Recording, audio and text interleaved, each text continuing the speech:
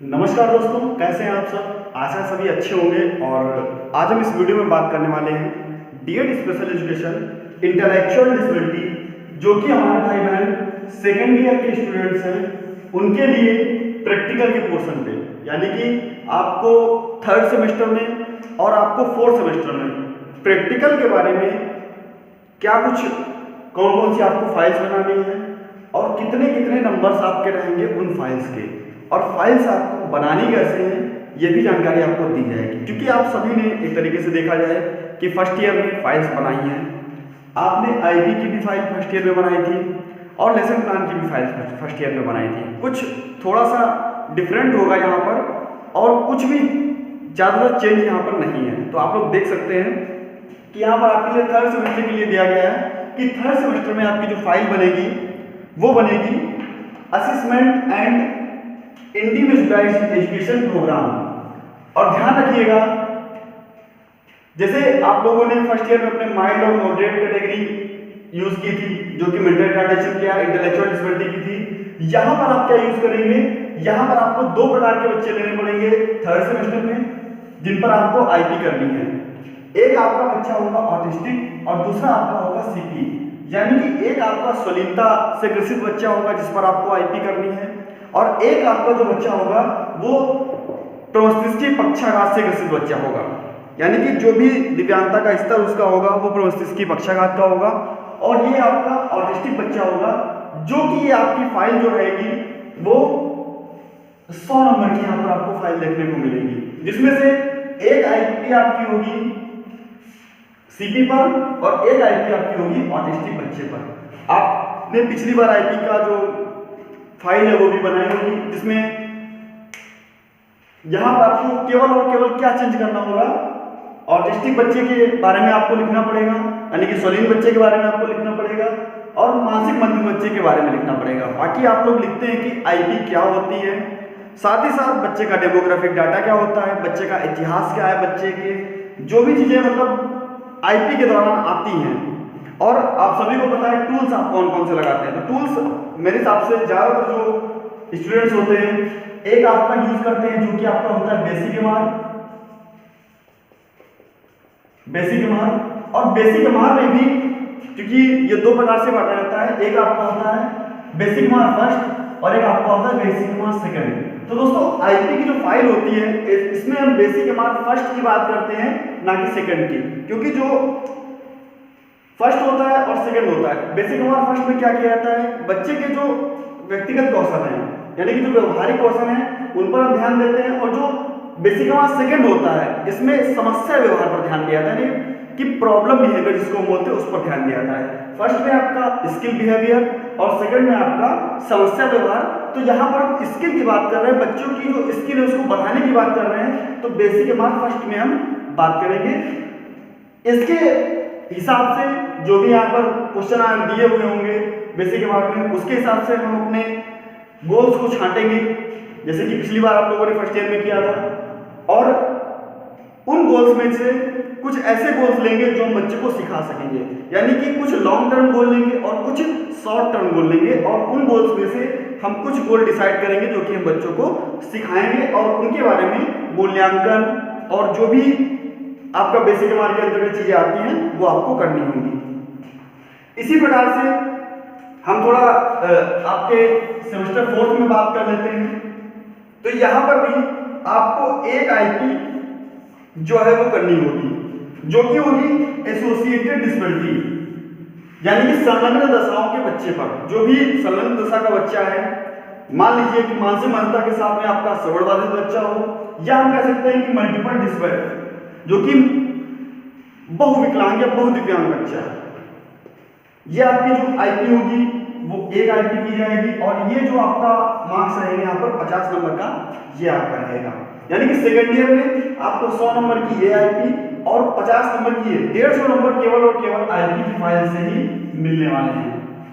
इनमें से आपको जितने भी दिए जाएं, क्योंकि एग्जाम में आता है आप लोगों से यहीं से क्वेश्चन ज्यादा पूछे जाते हैं कि आपने किस बच्चे को लिया, किस बच्चे पर आपने ध्यान दिया, उसका बैकग्राउंड क्या था, पारिवारिक इतिहास क्या था, वो जब कार्यों को करना सीख रहा था तो उसने कितना सीखा हुआ था, क्या आपने सिखाया बच्चे को, बच्चे का नाम क्या है, इन्हीं सब चीज़ों से आपने टूल कौन सा उपयोग किया।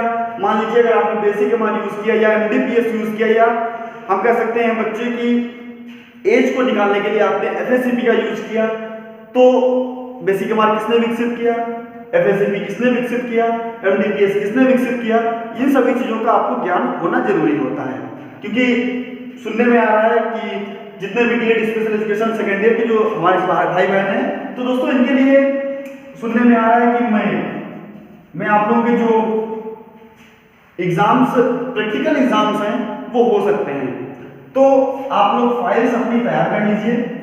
और साथ ही साथ अब हम बात करेंगे थोड़ा सा यहाँ पर, फिर हम यहाँ पे बढ़ेंगे। ग्रुप टीचिंग आप सभी ने फर्स्ट सेमेस्टर में भी कराई है, सेकेंड सेमेस्टर में भी कराई है, और यहाँ पर भी आपको देखना पड़ेगा। देखिए करिकुलर और को करिकुलर एक्टिविटीज, यहाँ पर 11 लेसन प्लान दिए गए हैं। आप यहाँ पर 5 करिकुलर के कर सकते हैं और 6 को करिकुलर के कर सकते हैं, या 6 को करिकुलर के कर लीजिए, 5 करिकुलर के कर लीजिए। इस प्रकार से आप लोग लेसन प्लान को बांट लीजिए। 11 लेसन प्लान आपको करने हैं। ध्यान रखिएगा बच्चा एसोसिएटेड डिसबिलिटी से ग्रसित होना चाहिए। इन बच्चों पर आप लोगों को लेसन प्लान करने हैं, 5 करिकुलर और 6 को करिकुलर। टोटल आपको 11 लेसन प्लान करने हैं, जिनमें आपको अंक मिलेंगे 145 के। लेसन प्लान के बारे में अगर बताना चाहूंगा तो आप लोग फर्स्ट ईयर में लेसन प्लान कर चुके हैं, तो ज्यादा आपको इसमें बताने की आवश्यकता नहीं है। इसके बाद में आपको मेन जो यहाँ पर आते हैं आपके ग्रुप टीचिंग, जो ये वाली है, इसमें ध्यान दीजिएगा जो ये आपके सब्जेक्ट्स रहेंगे, इसमें मैथ का, सोशल साइंस का, और इसी प्रकार से ग्रुप टीचिंग ये आपकी फाइल बनेगी। इसमें लैंग्वेज इंग्लिश, हिंदी और कोई भी आपकी रीजनल लैंग्वेज।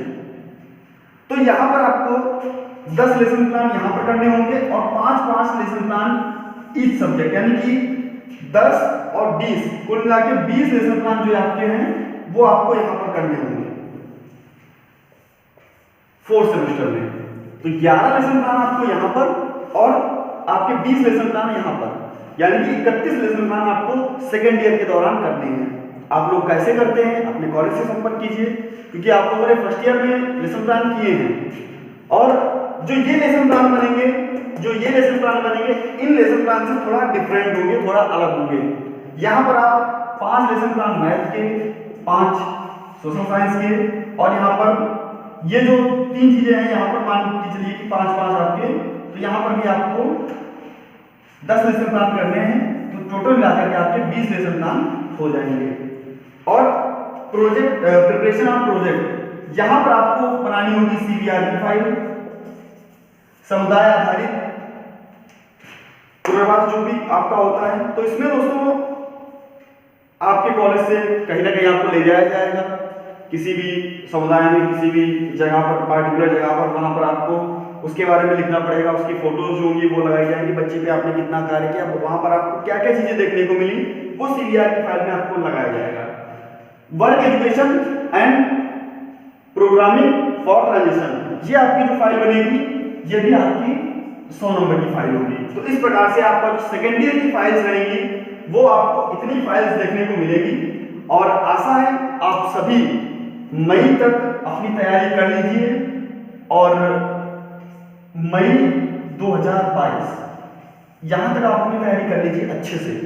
आपका जो ये पोर्शन है वो समाप्त कर लीजिए, और साथ ही साथ ध्यान रखिएगा जो भी आपके पेपर्स हैं, सुनने में आ रहा है कि जून से जुलाई तरफ हो जाएंगे सेकेंड ईयर के, तो तैयारी करना शुरू कर दीजिए और पढ़ना शुरू कर दीजिए। कोई भी अगर परेशानी होती है तो आप अपने कॉलेज में संपर्क कर सकते हैं, क्योंकि अगर ऐसे आपको पार्टिकुलरली एक एक फाइल बताई जाती है तो बहुत सारा समय समाप्त होगा, और ऐसे आप सही से समझ नहीं पाएंगे। अपने दोस्तों के साथ, अपने टीचर्स के साथ बैठकर अपनी इन फाइल्स को कंप्लीट कर लीजिए और अच्छे से तैयारी करना शुरू कर दीजिए। जो भी आपके सब्जेक्ट्स हैं, जो भी कॉमन सब्जेक्ट्स हैं, एसोसिएटेड डिसबिलिटी है आपका, जो भी आपके सब्जेक्ट्स हैं उनको अच्छे से तैयार कीजिए और अच्छे से पेपर दीजिए। वीडियो अगर अच्छी लगी हो तो वीडियो को लाइक कर दीजिएगा, चैनल पर नए थे चैनल को सब्सक्राइब कर लीजिएगा, और अपने मित्रों तक वीडियो को शेयर करना ना भूलिएगा। मिलता हूं दोस्तों नेक्स्ट वीडियो में, ऐसे ही मिलते रहेंगे अपने इसी चैनल पर। बस बने रहिएगा हमारे साथ। धन्यवाद।